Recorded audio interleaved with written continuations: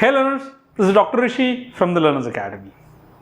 Today we are going to do miscellaneous sums or miscellaneous examples on solving quadratic equations.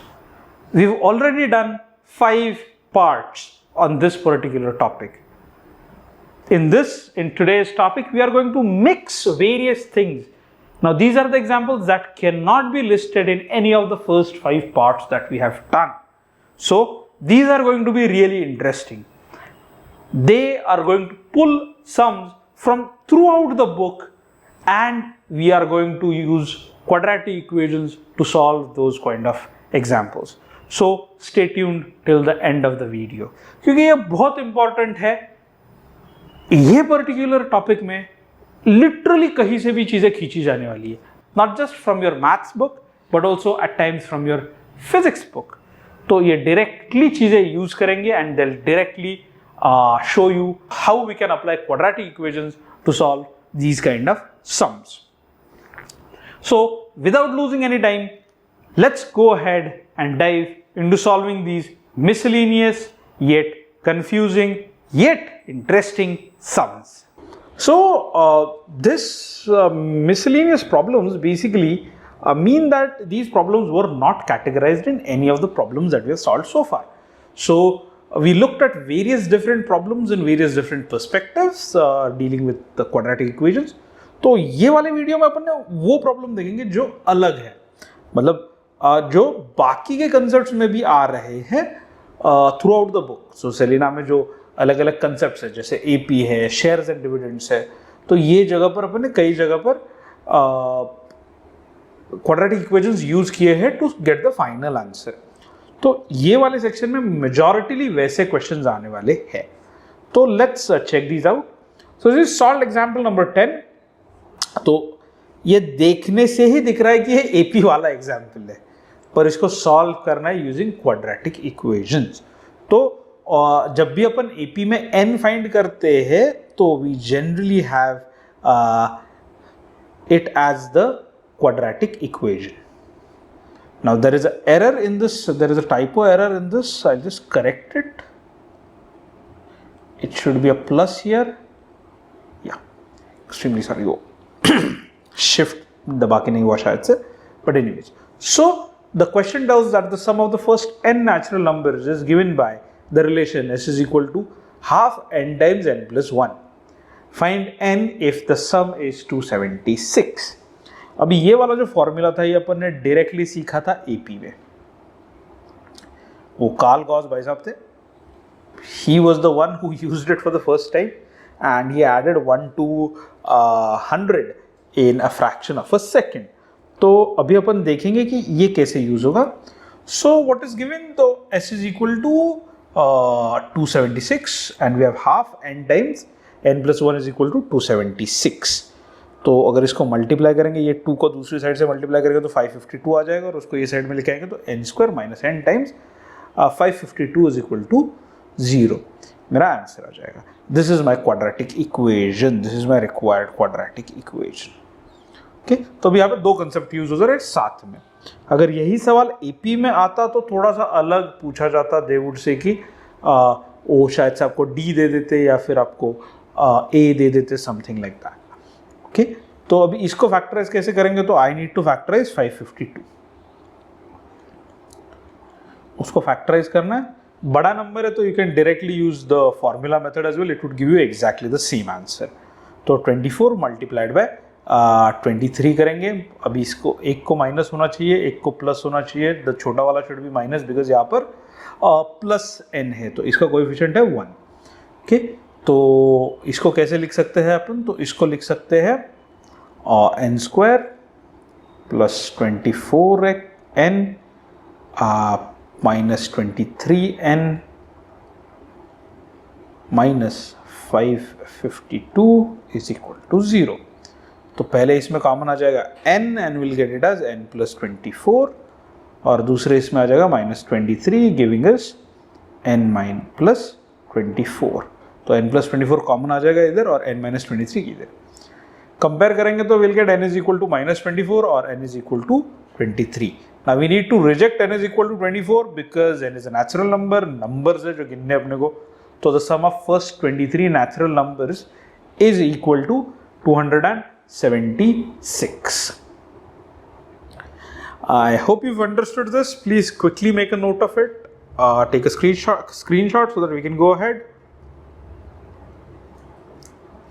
Yeah. Now we have a two-digit number is such that the product of its digits is 6. When 9 is added to to this number, the digits interchange their places. Find the number.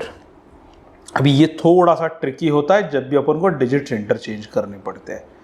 ये वाली चीज़ है जो बहुत important है. This sum was important, is important because it appeared in 2014 in the board examination. So we can say that let the required number be 10x plus y. ऐसे क्यों? तो एक मेरा यूनिट का डिजिट होगा, सो मेरा से 36 मेरा नंबर है. तो इसका इम्प्लीकेशन क्या हो गया? तो it is 10 multiplied by 3 plus 6 multiplied by 1.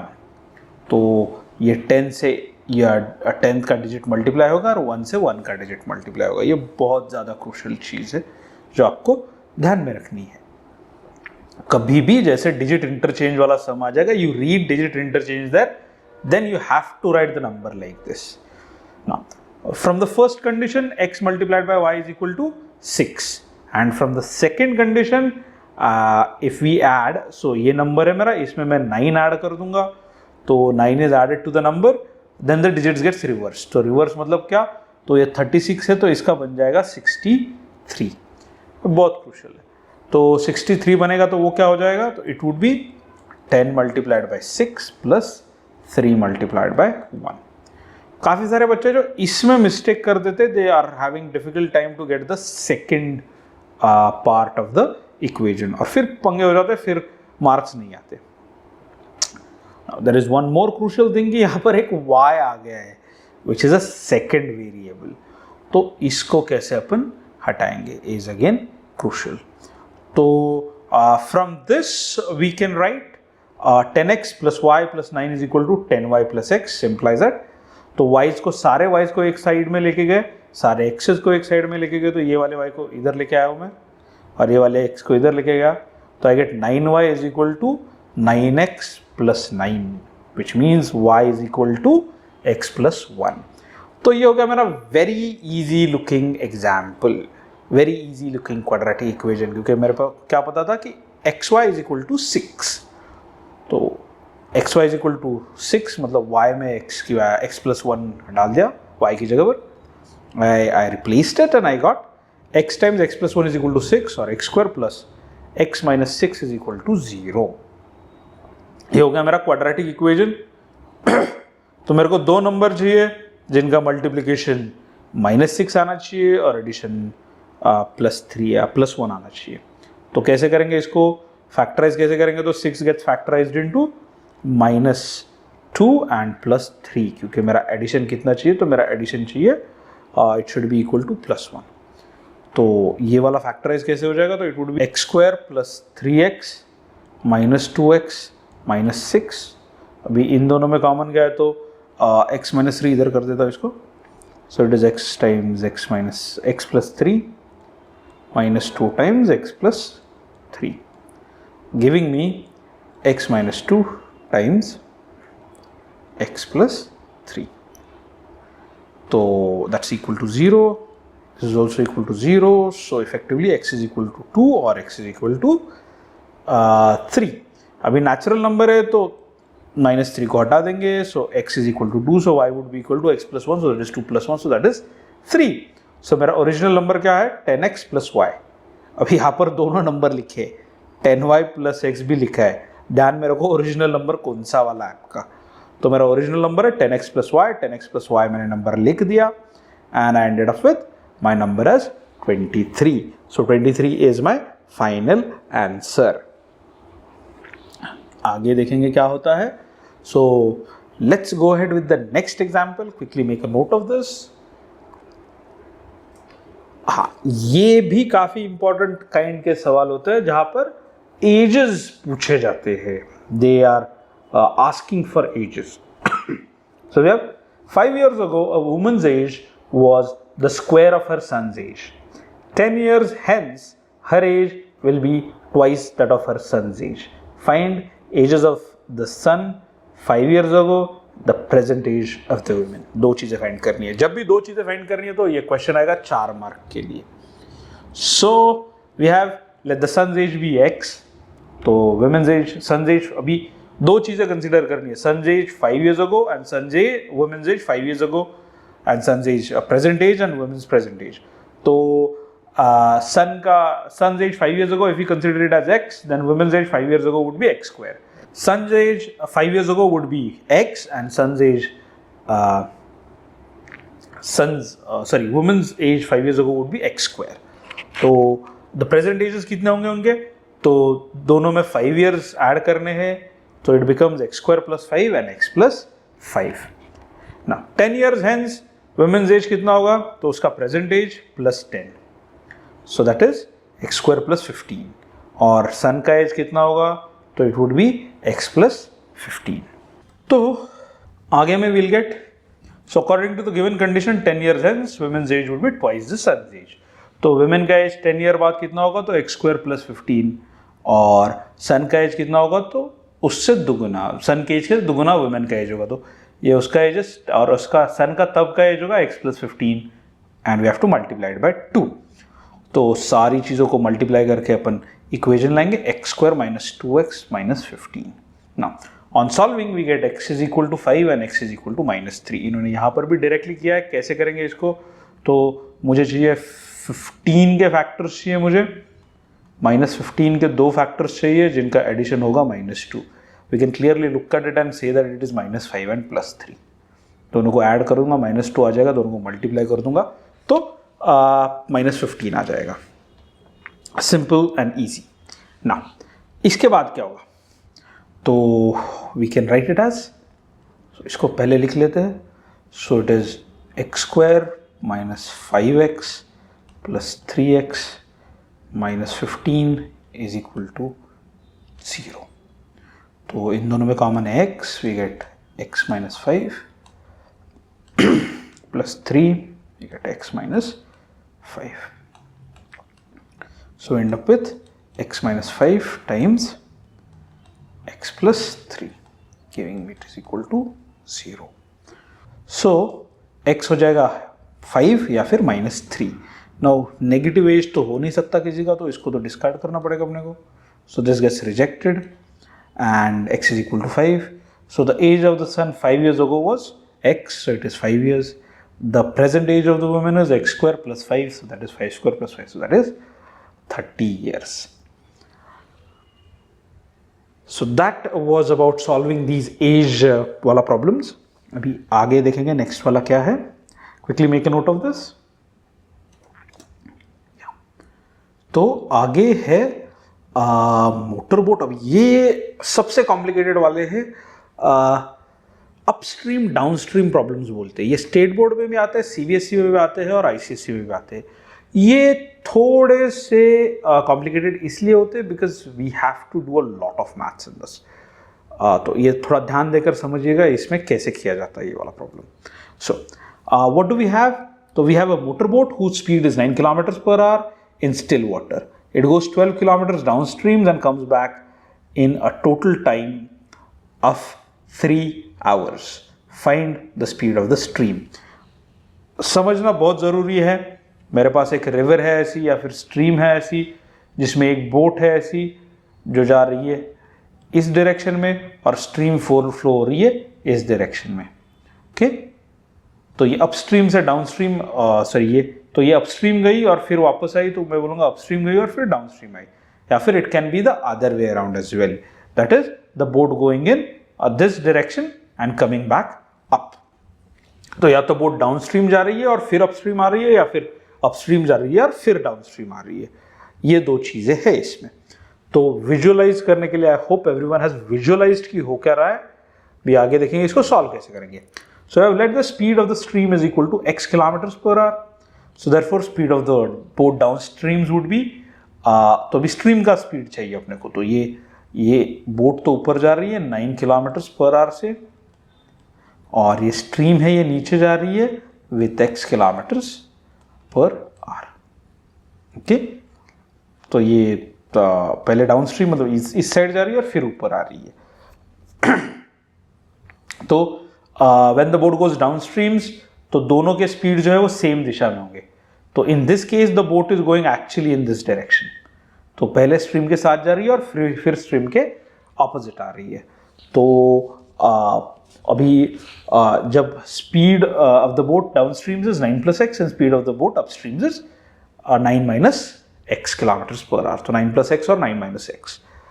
ध्यान देने वाली बात है, जब भी अपस्ट्रीम होगा तो वो माइनस होगा, दोनों का स्पीड माइनस हो जाएगा। जब भी डाउन स्ट्रीम है तो दोनों का स्पीड एड अप हो जाएगा, because whether it's so when it's going down streams, तो पहले तो ऐसे जा रही है बोट। तो this is the first part and then this is the second part. तो जब डाउन स्ट्रीम जा रही है तो 9 + x और अपस्ट्रीम जा रही है तो 9 - x। Now it take also time taken to go 12 kilometers downstream is 12 upon 9 + x hours, because time is speed, distance upon speed. Same way to the time to come upstream is 12 upon 9 - x. तो total time कितना है मेरा? तो it is 3 hours.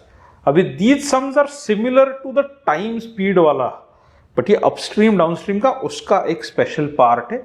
These are most difficult kind of sums, तो ये बहुत time लेते हैं solve करने के लिए, because ये पूरा समझना पड़ता है अपस्ट्रीम क्या है, डाउनस्ट्रीम क्या है।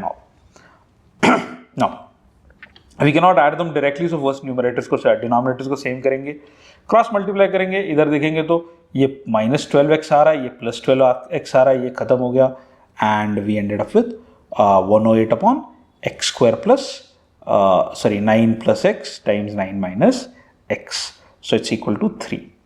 तो 108 + 108 इधर रह जाएंगे तो इट इज 216, और ये a + b multiplied by a - b हो जाएगा, तो इट बिकम्स a² - b²। तो ये हो जाएगा 81, 3 times 81 - x² is equal to 216, और 81 - x² इज इक्वल टू 72, और x² इज इक्वल टू सीधा सीधा माइनस कर दिया इसको ले जाके, and we get x² is equal to 9, which means that x is equal to +3 और -3। Now since the speed cannot be negative, तो -3 को डिस्कार्ड कर दिया अपन ने, and we get x is equal to +3. So stream of the speed of the stream is 3 kilometers per hour. अभी कई जगह पर ऐसा भी पूछा जाता है कि what was the speed that was made by the boat while going downstream and while coming upstream. तो जब downstream जा रही थी तो उसका स्पीड कितना होगा? तो it would be 9 + 3, so that is 12 kilometers per hour। और जब अपस्ट्रीम आ रही थी तो उसका होगा 9 - 3, so that is 6 kilometers per hour। तो ये ध्यान में रखने वाली चीज है। सो आगे देखेंगे अभी नेक्स्ट वाला एग्जाम्पल क्या है। Now, this is question number 1 from exercise 6D. So we have the sum s of n successive odd numbers. पहला वाला जो तो वो नेचुरल नंबर था, ये ऑड नंबर्स है। तो ये एपी वाले काइंड के सम्स है। Starting from 3 is given by the relation n times n + 2. Determine n if the sum is 168. तो एग्जैक्टली सेम वे से करना है अपने को। कैसे दिया गया अपने को? इधर सहूलियत ये कि फॉर्मूला डायरेक्टली दिया गया है, एपी में फॉर्मूला नहीं दिया जाएगा, will have to find the formula. So it is n times n + 2 is equal to 168, और n² + 2n - 168 is equal to 0, और n², अभी 168 के फैक्टर्स क्या है? तो 14 और -2। तो फैक्टर निकाले मैंने and I got the answer as n is equal to -14 और -12। Now n cannot be negative, why not? दिया गया है अपने को वो, so it is n is equal to 12. So that is how we can solve these kind of sums. तो पहला वाला था तो थोड़ा डिफिकल्ट गया, दूसरा वाला काफी इजी हो गया। Next we have is a stone is thrown vertically upwards and the formula d, अभी किसका फॉर्मूला है? डिस्टेंस का formula. d is 16t² + 4t gives the distance, where t is the time and d is distance is in meter. That is falls in t seconds. Now how long does it take to fall 420 metres.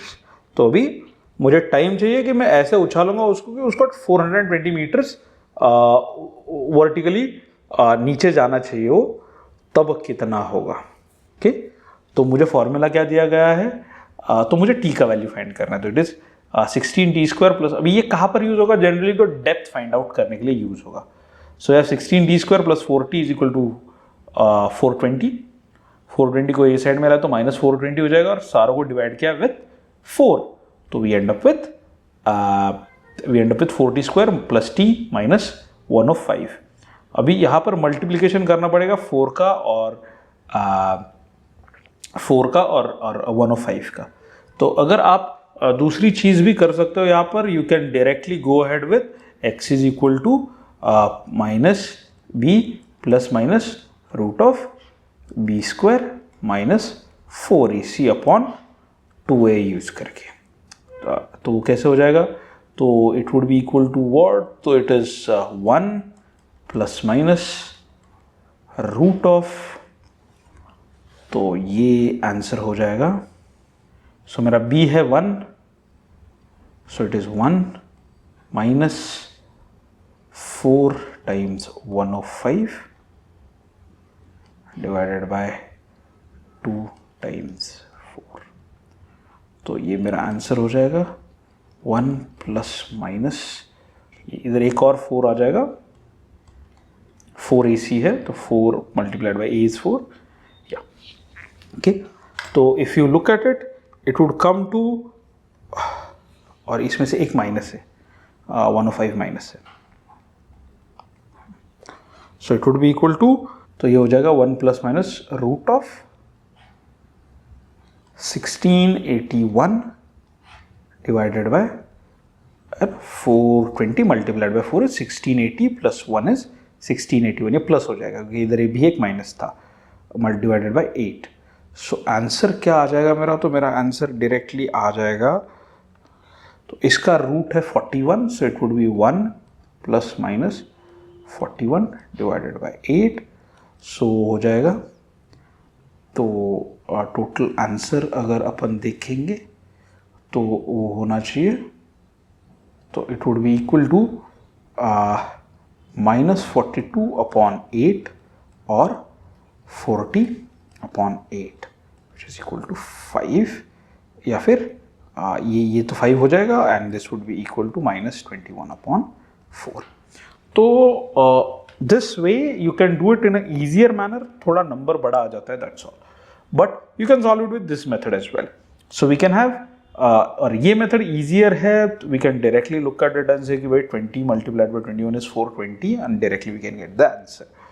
तो t is equal to -21 upon 4, that would be discarded because it is negative, distance cannot be negative, and time is 5. तो 5 second में ये हिसाब से distance कितना drop हो जाएगा, तो it would B 420 meters. That's a lot. Quickly make a note of this, then we'll go ahead with the next part. 1 year ago, a man, now this is again from exercise 60. 1 year ago, a man was 8 times as old as his son. Now his age is equal to the square of his son's age. Find their present ages.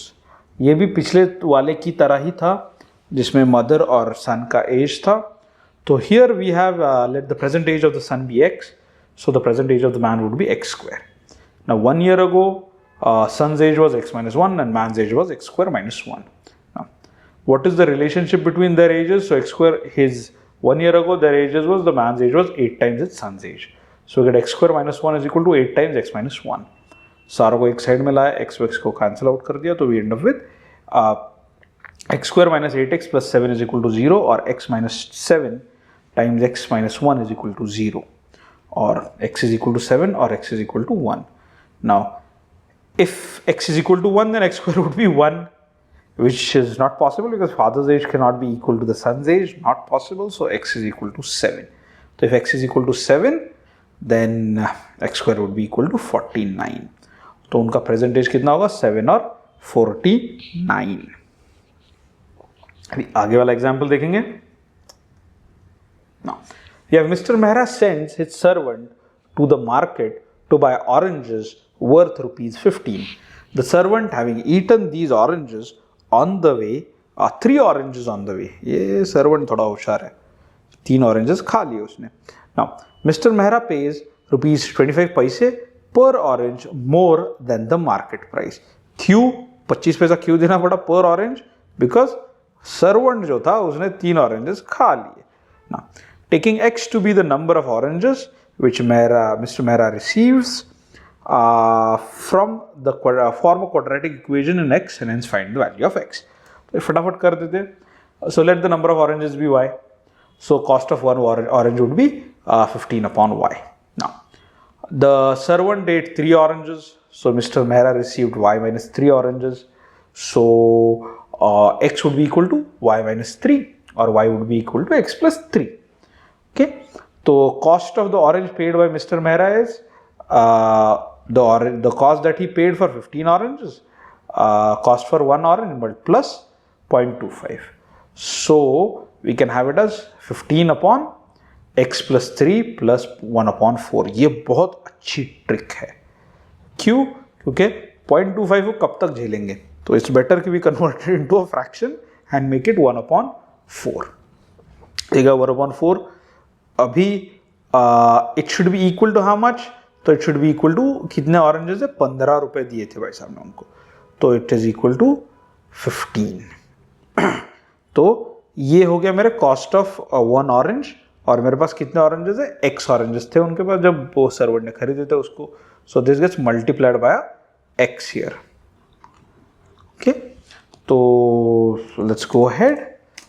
या तो दोनों को cross multiply करेंगे तो answer आ जाएगा 60 plus x plus 3 upon 4 times x plus 3 multiplied by x. So ये पूरे को मल्टीप्लाई बाय एक्स हो गया, ये मल्टीप्लीकेशन साइन है, it is equal to 15. So फिर से क्रॉस मल्टीप्लाई किया, इस वाले को दूसरे साइड को लेके गया और इनको इससे मल्टीप्लाई कर दिया. So we end up with ये 63 हो गया, 63x आ गया और x multiplied by x square आ गया, और ये 60x प्लस 180 आ गया. So we end up with x square plus 3x minus 180 is equal to 0. Now when it so difference 3 चाहिए, मल्टीप्लिकेशन माइनस 180 चाहिए. स्प्लिटिंग किया तो मेरा आंसर आ जाएगा x square plus 15x minus 12x minus 180 is equal to 0. तो इन दोनों में कॉमन निकल जाएगा x and will get x plus 15, और इन दोनों में कॉमन निकल जाएगा minus 12 and will get x plus 15 is equal to 0. So we end up with x plus 15 multiplied by x minus 12 is equal to 0. तो effectively x can be minus 15 or plus 12. Now it can't be minus 15, it needs to be 12 because negative नहीं हो सकता है, number of oranges है. तो एक dozen orange लाने को बोला था भाई ने, 3 निपटा दिए और 9 रह गए उसके सामने. 9 मिल गए मिस्टर मेहरा जी को. So that was about this particular sum. Let's go ahead with the next example.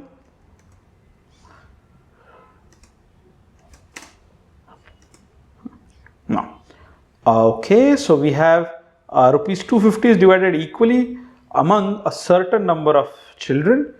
If there were 25 children more, each would have received 50 paisa less. Find the number of children. Okay, 250 rupees in a bunch of kids, that's absurd, पर ठीक है, थोड़ा सा अजीब question है क्योंकि आजकल तो my students go for McDonald's treat and they spend 250 per head there.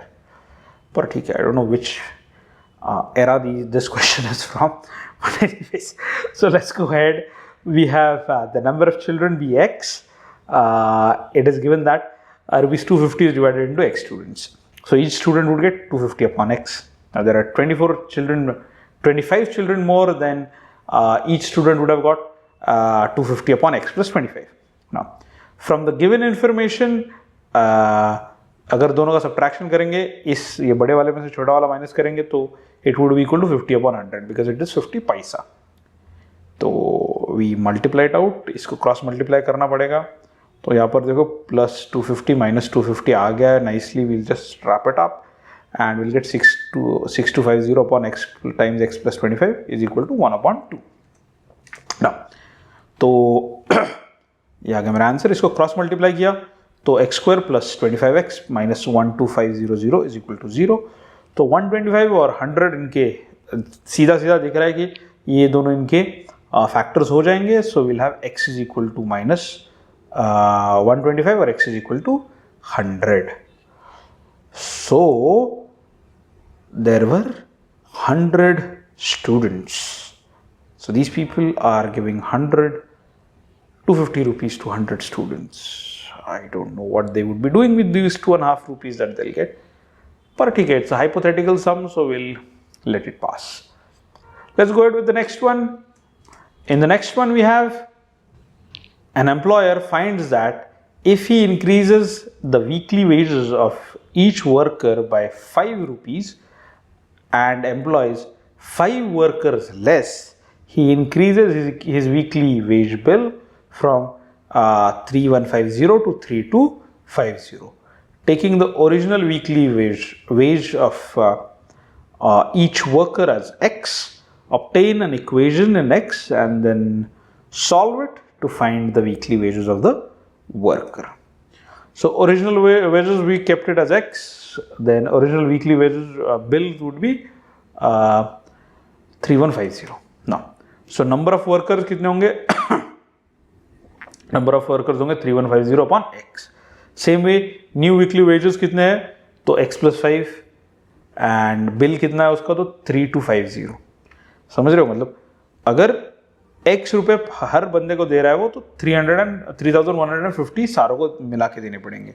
और अगर x plus 5 दे रहा है तो 3250 सबको मिला के देने पड़ेंगे. अभी उन्होंने क्या दिया है? that he reduces the number of workers by 5. तो पुराने वाले वर्कर्स कितने थे? 3150 upon x और नए वाले कितने? 3250 upon x plus 5. तो ये 3150 upon x minus 5 करना पड़ेगा. So we get 3150 minus 5x upon x is equal to 3250 upon x plus 5. So we end up with 3150x minus 5x square.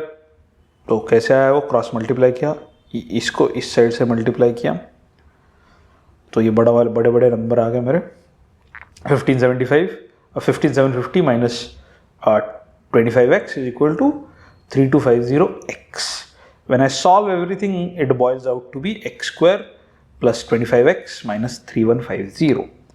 अभी 25 निकालना है तो कैसे करेंगे? तो 70 multiplied by 45x would be 3150. If you know the table, that is easy. If you don't know it, chuck it. Do with the formula method.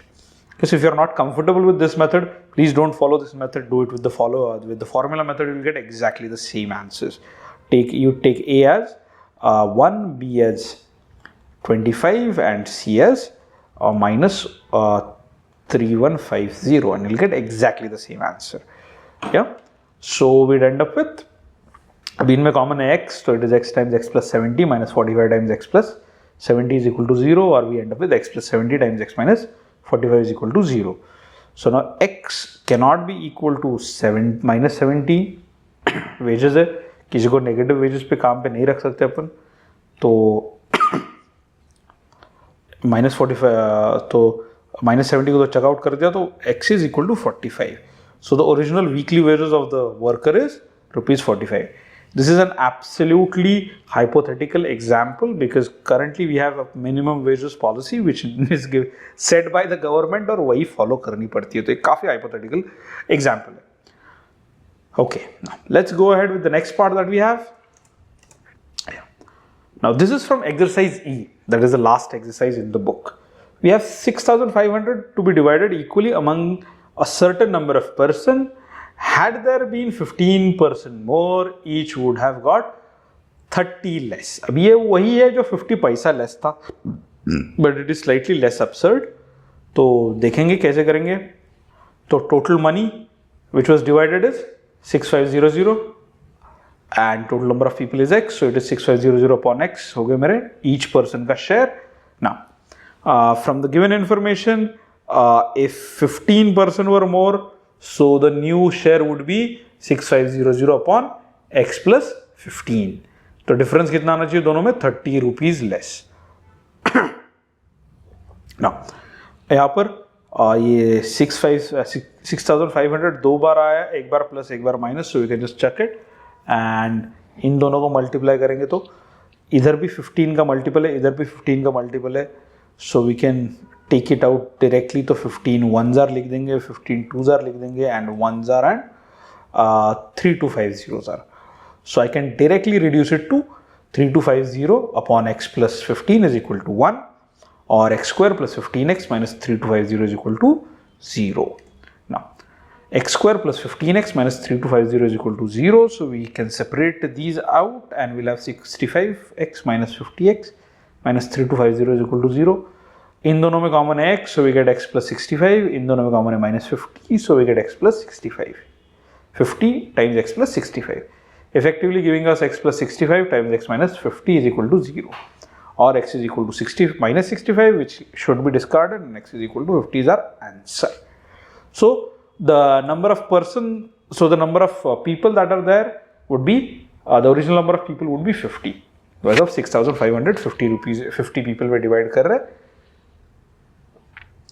So yeah, each one of them would be getting a substantial not a substantial amount, maybe something like 15 rupees के आसपास आ जाएगा एक, हर एक बंदे को आ जाएगा. No, not 15 rupees, it would be something like 130 के करीब आ जाएगा वो. It's a decent deal. Now the next thing we have is two trains leave a railway station at the same time. The first train, अभी ये मेरा favourite वाला है क्योंकि इसमें ना अलजेब्रा के साथ ज्योमेट्री के साथ जियोग्राफी भी मिक्स कर दिया उन्होंने. So we have first train travels due west and the second train travels due north. Okay, तो एक ट्रेन है जो जा रही है वेस्ट को, एक ट्रेन है जो जा रही है नॉर्थ को. Okay, the first train travels 5 kilometers per hour faster than the second train. अभी फर्स्ट ट्रेन कौन सी है? ये वाली है, और दूसरी वाली कौन सी है? ये नॉर्थ वाली है. If 2 hours they are 50 kilometers apart. अब ये बहुत लोगों को विजुअलाइज करने में बड़ी दिक्कत होती है कि 50 किलोमीटर अपार्ट कैसे है. तो people generally take this as one point and this as other point. तो ऐसा नहीं करना है. They are going to form a right angled triangle, जो यहाँ पर राइट एंगल्ड है, and we have to find the speed. तो भी कैसे फाइंड करेंगे? तो let the speed of the second train be x, so the first train would be x plus 5. तो अगर इसको अपन जियोमेट्रिक फिगर में लगा देंगे तो लाइफ काफी ज्यादा इजी हो जाएगी. ओके, क्यों काफी ज्यादा इजी हो जाएगी? तो distance travelled by the first train in 2 hours would be speed multiplied by 2, speed multiplied by time. तो 2 घंटे में 2 times x plus 5. Now first train is going in this side, so it is 2 times x plus 5 and ये would be 2x. तो now we'll go ahead with our good old Pythagoras. और Pythagoras जी अपन को बताएंगे कि इसका square लेंगे plus इसका square लेंगे तो it would be equal to इसका स्क्वायर. बड़ा सिंपल सा मामला है. So from the figure we can see that let me just refer it to the figure again. O square plus OB square would be equal to 50 square. Okay, तो मेरा AB था 50 square, मेरा OA था 2 times x plus 5 square, और ये था 2x square. तो I end up with 2500 is equal to 4 times x square plus 25x plus 10x plus 4x square.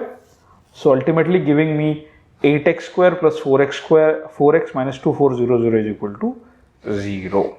This would be the quadratic equation. Now it can be nicely divided by 8, so 8 को हटा दिया उसमें से, and we end up with x square plus 5x minus 300 is equal to 0, which is a more solvable example क्योंकि difference 5 चाहिए.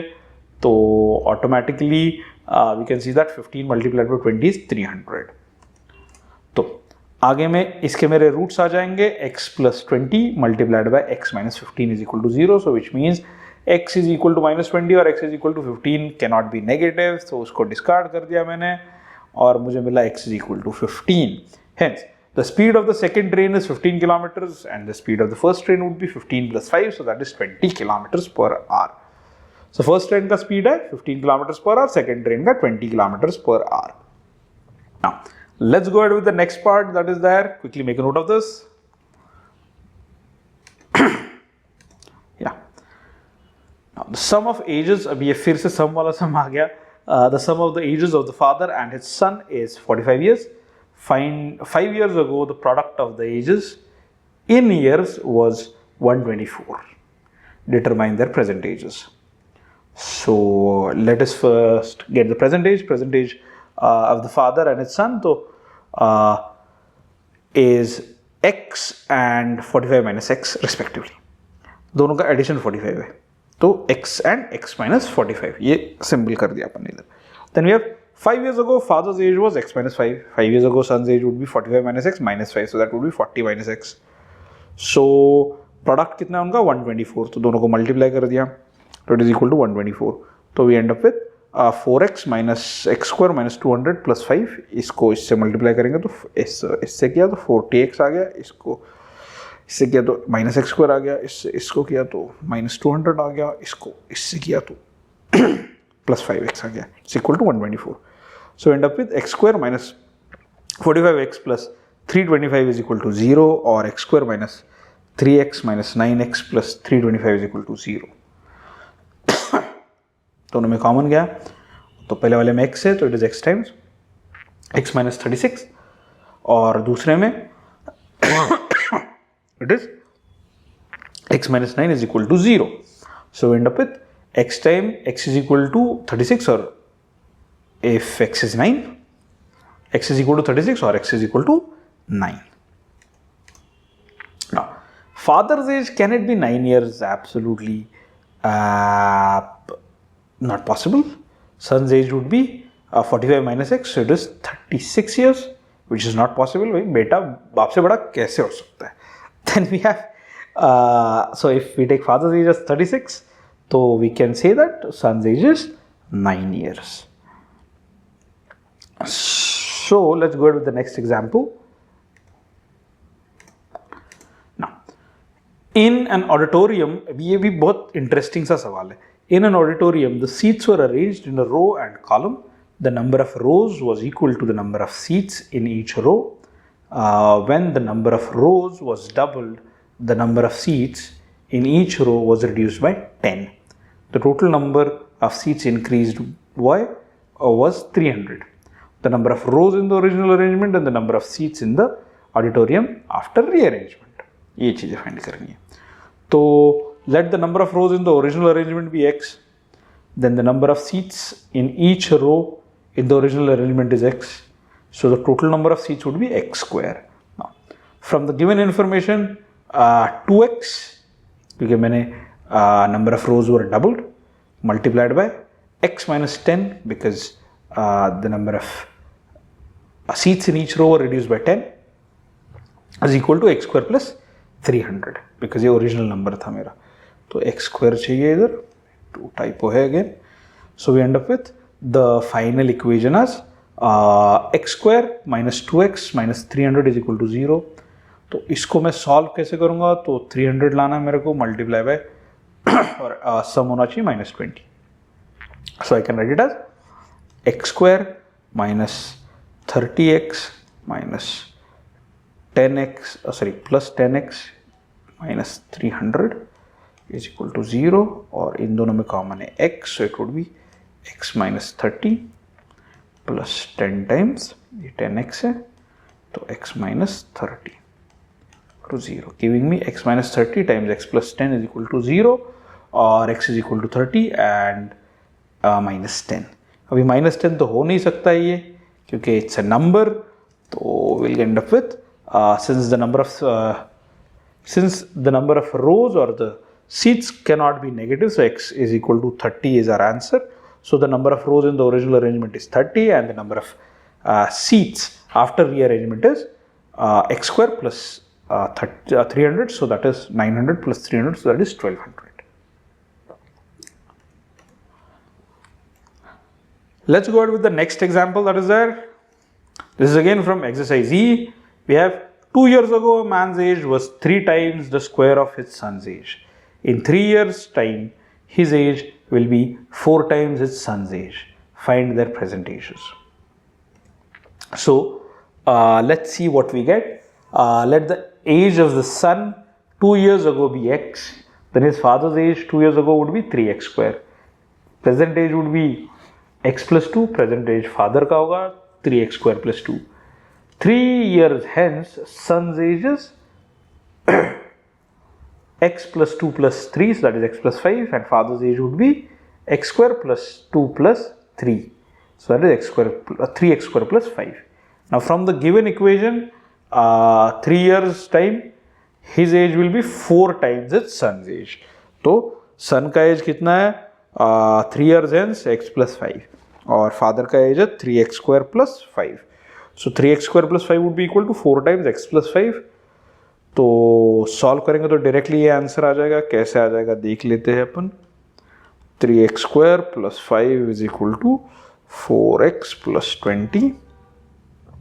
सारों को ये साइड में लाएंगे तो 3x square plus 5 minus 4x minus 20 is equal to 0. और सॉल्व करेंगे तो ये -20 ये +5 है तो -15 आ जाएगा. ओके, तो मुझे चाहिए मल्टीप्लिकेशन नंबर्स जिनका मल्टीप्लिकेशन हो 3 5s are 45 और एडिशन हो -4 which is 9 and 5. So I used them and I end up with getting the solutions as x minus 3 multiplied by 3x plus 5 is equal to 0. So what would this imply? This would imply that x is equal to 3. Yeah. Now since x cannot be negative, so x would be equal to 3 directly. And so the present age of the son is x plus 2, so 5 years, and present age of his father is 3x square plus 2, so that is 29 years. So friends, that was all about this particular chapter. I hope you have enjoyed this entire journey of solving quadratic equations in various ways, in various scenarios. In the description box, I have added a worksheet. I would like you guys to go through it. Please try to solve it. It has questions that are important with respect to your board examination, so it would definitely help you. In case you have any issues or any problems with that worksheet or the solutions, you are not able to get them, please get back to us on these numbers or scan the QR code and you can directly chat with me, and we would be able to help you out with your maths, science and studies in general. If you found this video interesting, please give a thumbs up, share it with your friends and subscribe to our channel. This was Dr. Rishi from the Learners Academy. Thank you.